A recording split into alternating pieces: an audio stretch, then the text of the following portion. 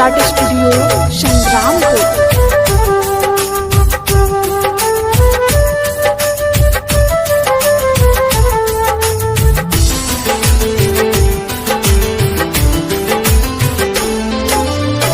बचपन के प्यार हमर काहे भुलाइगे, जियते जिंदगिया में हमारा mobile.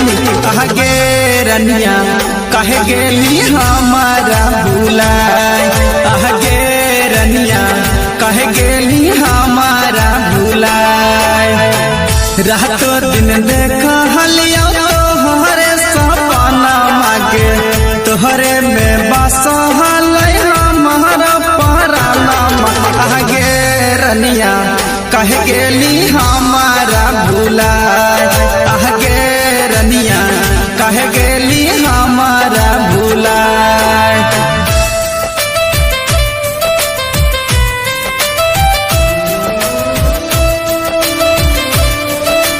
Music by Amit Gupta.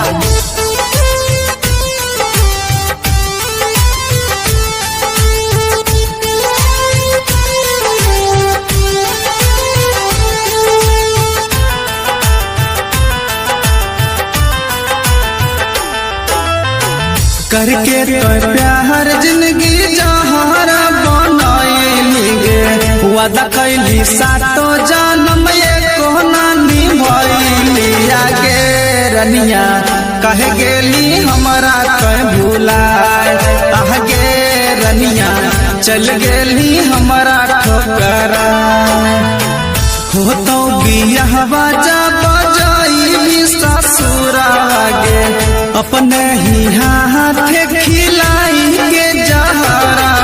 आगे रनिया तब जइहे ताहू ससुरार, आगे रनिया तब जइहे पियाबा के घर। Presented by Sur Samrat studio Sangrampur. Music by Amit Gupta.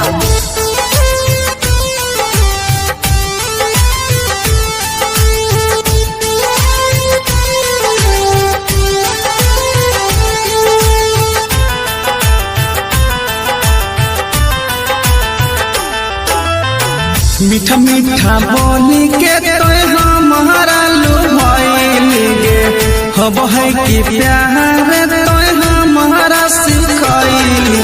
आगे रनिया तब काहे गेली तो भुलाए, आगे रनिया तब काहे गेली तो भुलाए।